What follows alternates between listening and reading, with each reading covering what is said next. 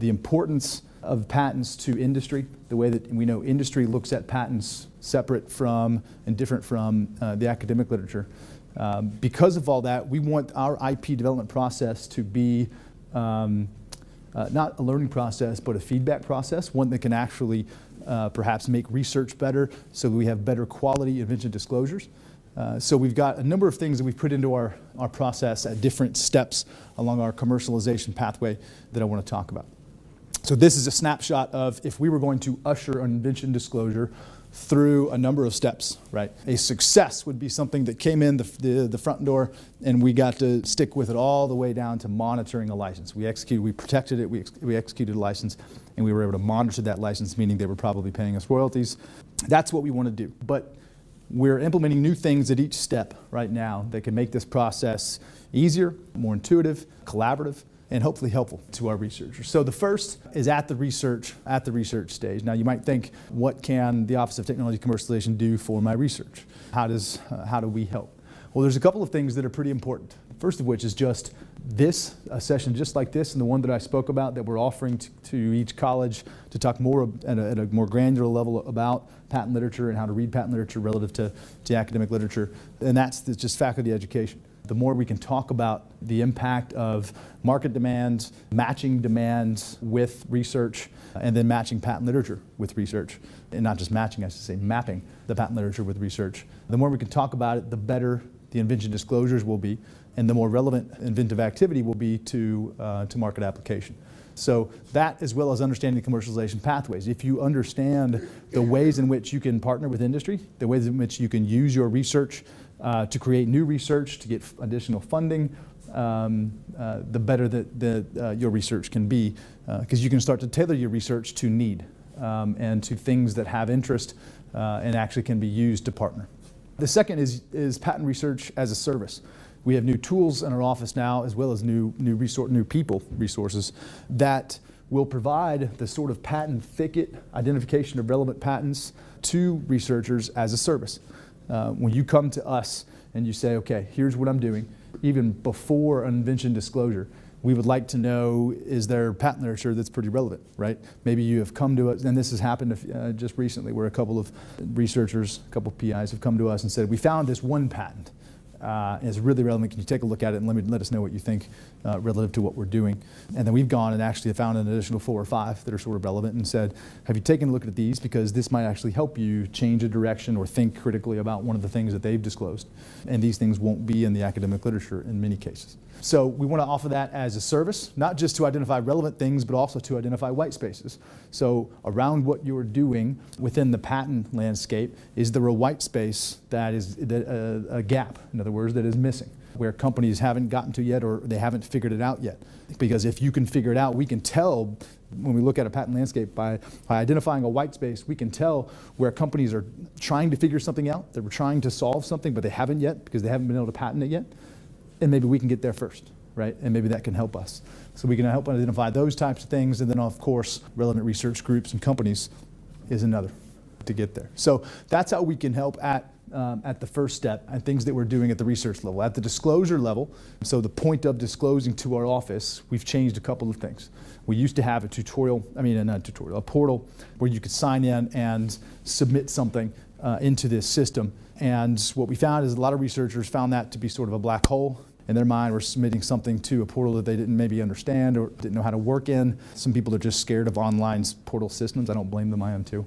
And so we've developed a form, an interactive form that you can download. You can save half of it and email it to someone else, a co-inventor, complete it, and then email it back to us at inventionreport.uky.edu, and you will get a response within 24 hours on next steps and what we'll do next. We also have a few resources at our intellectual property development page of our website now that will be helpful. We've got tutorials, videos that you can watch that will help you understand how to fill out the form, where to go within our website to find additional information that can help you fill it out, some resources around where to identify information like funding and who to talk to about some of those questions if you have them as you fill out the form. So we hope all that will be helpful to make the disclosure process easier. Because what we have found is that there are lots of things to disclose, and lots of even quality things to disclose, but because people haven't been able to figure some of this out, they've been just sort of frustrated with the process. We want to make this as easy as possible. We want to make it interactive, so we'll communicate with you as soon as we receive it, and then I'll talk about the next steps in the market assessment process that will be a collaborative process and hopefully helpful as well. The evaluation step is one that we focused a lot of resources on right now. To make sure that we're making informed decisions, right? And not only are we making decisions around this, but we're giving you feedback and we're helping you understand sort of what else can be done if we don't think it's ready yet.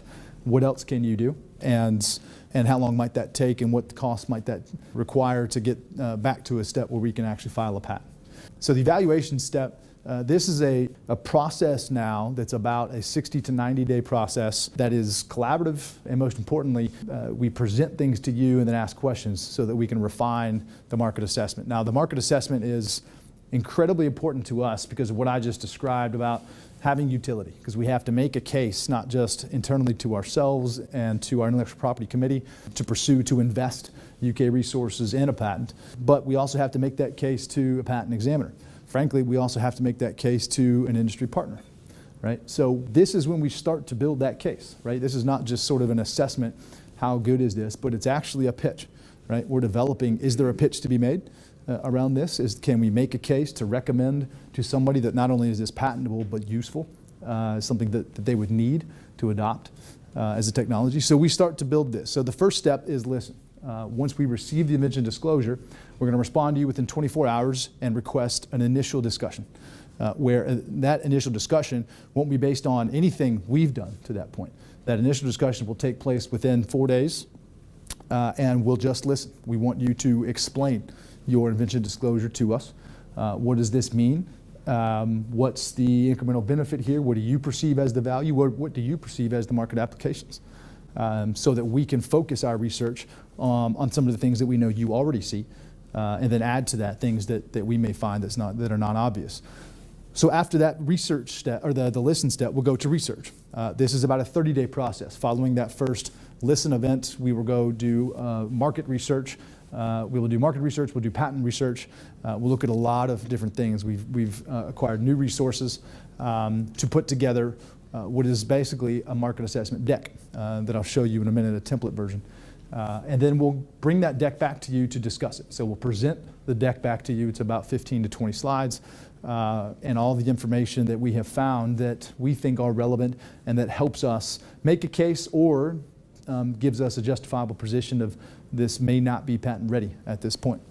So we'll discuss it with you. The information that's in the market assessment is important because this is not just kind of we're Google searching, your tech area and we're seeing what comes up. We're using some really sophisticated market research tools that have detailed data on products that are in clinical stages, products that are been taken to market, capital market investments that have been made around similar technologies or companies, acquisitions, so we can look at activity in a market and need around what you're working on. So competitive landscape. We'll package all of this, we'll synthesize it, so it's not just a gathering of data, but we'll actually gather this data. Our professional staff will review it and draw some conclusions from it to present for discussion purposes only back to the researcher. And that will be about an hour-long meeting. We'll go through our market assessment and discuss what we found for feedback purposes only. I want to go through just quickly the template and just some of the slides in our template market assessment of what you can expect to see when we sit down and talk to you. This is the information we're trying to gather because ultimately this is the information we have to present to our intellectual property committee and then to a patent examiner and a potential licensee. The first really for us internally is what are the objectives? Is the inventor committed to this? A lot of times that will tell us whether we'll be able to license something or not. Right? If this is something you might have just found while you were doing research on something else and you're not going to be committed to further developing it, our opportunity to license it to somebody is going to be extremely diluted because oftentimes a licensee doesn't just want patent rights, they want patent rights plus some know-how, some consulting, some help in implementation, or they want to know that there's someone there that can help them further develop it and find application. So we want to know, what are your goals? Do you expect to get a grant soon? Are you publishing this soon? Timeline definitely matters in this. If you're publishing in the next month, we need to know that because there are steps we can take to expedite the patent filing process if we need to, but we'd like to go through the normal process and make an informed decision. So the timeline is important. Relationships are also important. Do you have someone in mind already that you're working with? Do you know a company that is doing this already that would be a perfect licensee? Have you done this research based on some product in the market today? And any other relationships that would be relevant. So we want to know are the relationships. And then kind of what are your goals? Where do you hope to get with this? Is it a startup company or is it a license or do you even care? The next is we have to define sort of the problem and the solution. Because the key thing here is that, again, not just looking at what is new to the scientific community and what benefits or furthers the scientific community, but we have to be able to solve the problem. Because when we pitch this to partner with some industry, some company or startup company or an investor, we have to tell them what problem that we're solving. How are we different from alternatives? So we're going to define that. Then we're also going to need to know where are you in the development process. This is very important to not just the patenting process, but to our ability to license it, because this tells us a lot about, if we put this slide together with the intangible sort of are you committed to this timeline thing, this can tell us a lot about our ability to license something. So we need to put this, because this will tell a licensee how much work they need to do. Are we way towards the right of this spectrum already? Okay, we've got something that might be market ready today. We've got some things like that. We've got medical devices, heart valve stents and things that are already in practice that are being developed basically in our surgery rooms. But most things are going to be on the left side of this, and we need to know do we have a prototype? Do we have animal testing and human testing? Those things definitely matter, and the amount of time and effort it's going to take to get to partnership. Alternatives are very, very different. Licensing intellectual property has everything to do with what else is out there, right? What is the opportunity cost for someone to adopt this versus something else? We should always understand that industry has options, and they also have professionals, in-sourcing technology professionals, whose job it is to identify everything that is on the table and then pick the best one. So we have to draw up not just sort of is this new and useful, but how useful, based on what else is out there. What else has been invented, patented, or in the market now? How is this different? And most importantly, not even just how is it different, but by how much, right? So can we measure the value of that difference based on the alternatives? And if we can't put a number on it, perhaps we can just draw some metrics around it so that we can show it. Because we have to be able to show, we can't just sit down with an industry partner and say, this is different. Don't you like it because it's different? We have to say it's different because this is cost effective, and here's why it's cost effective. It uses this much less material, takes this much less time to make those types of things, make a big difference. This is the type of slide, if I was going to sit down with an industry partner to license, I'd probably sit on this slide for the entire meeting, because it will be the most important thing to them. So we'll draw that kind of information and talk to you about it. We'll look at alternative patents and try to draw the differences and the similarities between those patents and the invention disclosure. And then we'll look at who else is in that patent thicket and how many patents do they have, because we will dive into each of these companies, right? If a company has thousands of patents but 0 products based on this little thing, it means they are getting out of the business, they just bought into the business, or maybe they're investing tons in it right now. That's a potentially good partner. Or maybe they're just sitting on a patent thicket and waiting for infringement. So we need to draw these types of conclusions from the patent thicket. We'll talk with you about that. We'll talk about the various market applications. Maybe there's multiple applications.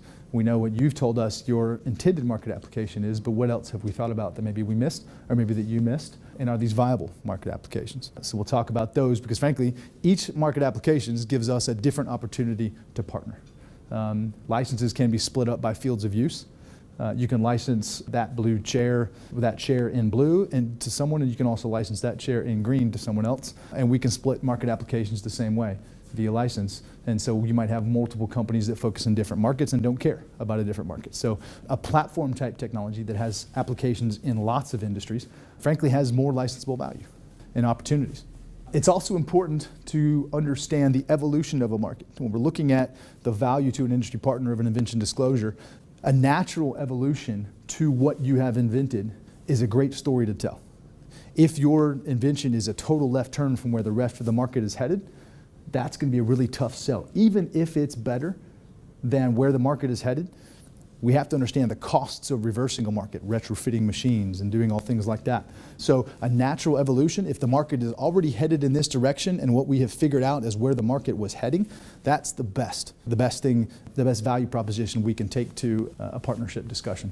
We'll draw on things that do matter, frankly, to understanding potential value in invention disclosure, like M&A activity. I mentioned the capital markets activity, so who's investing in this space? Is there a lot investment in this space? Are they private equity firms or are they small angel seed investors? So what kind of capital is going in?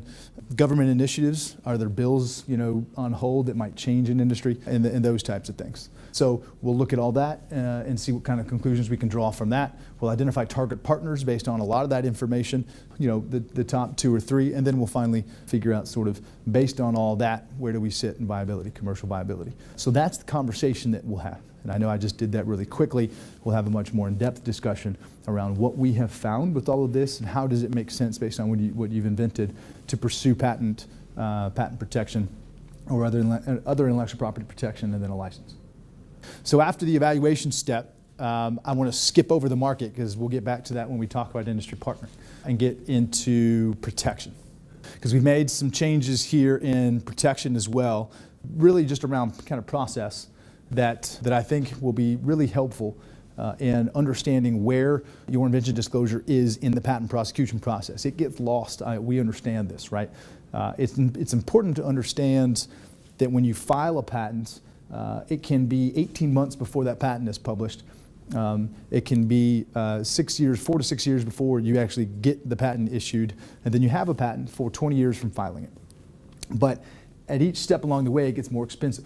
Patents, as it goes to prosecution with the examiner, the USPTO, our attorneys are working. They're sending us a bill monthly, and then we have maintenance fees every 4, 7, and 11th year of a patent's existence. So a patent gets more and more expensive as it goes. So it's important that we do these things early, and that what we're doing is transparent to you. So where we are in the patent process, but then also our efforts with potential partners are going to be important. So at the first step of the informed decision making around filing a patent, we have an intellectual property committee. Who knew that we had an intellectual property committee? Okay, good.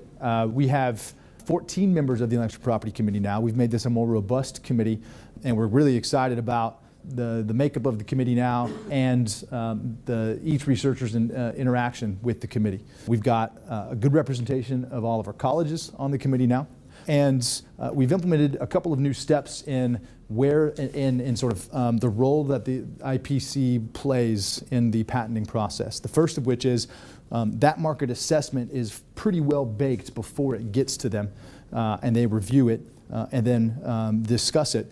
But before they make a decision around it, before the IPC determines a motion, what we call a motion, that the UK has an interest in it and should pursue some appropriate protection.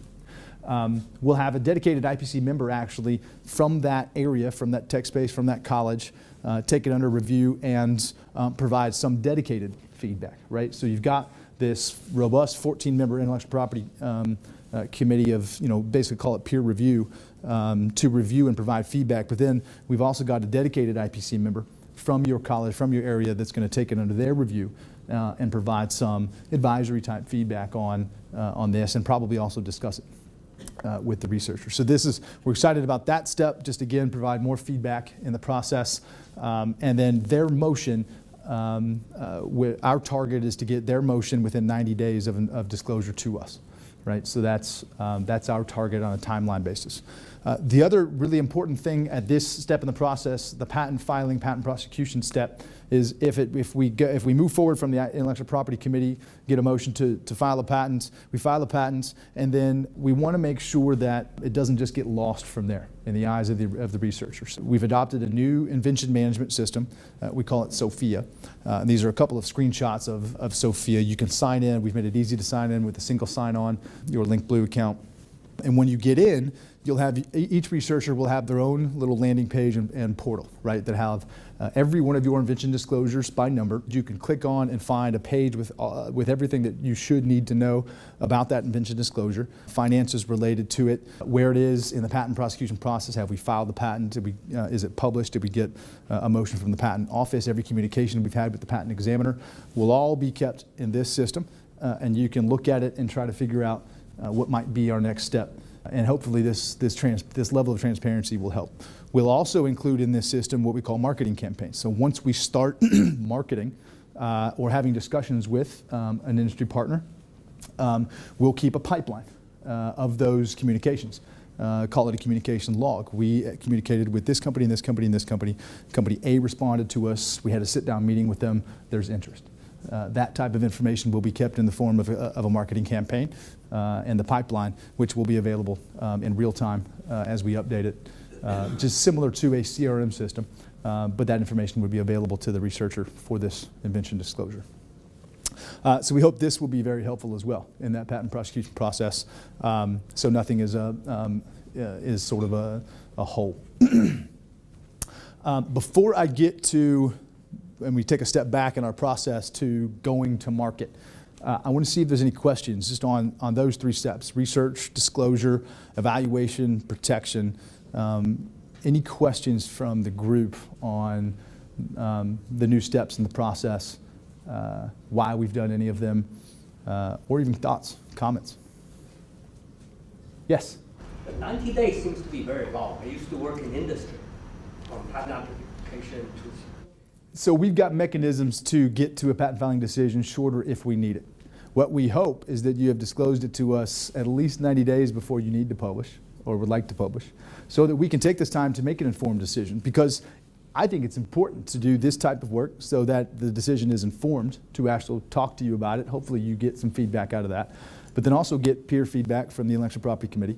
And you know, frankly, this probably could be done in 60 if we don't need to refine the market assessment, and usually will. The market assessment process is 30 days, right? We'll meet with you around day 30 to get your feedback on it. If you tell us, no, this is all wrong and you forgot this market application, we have to go back and do a lot more work, we've built in an extra 30 days.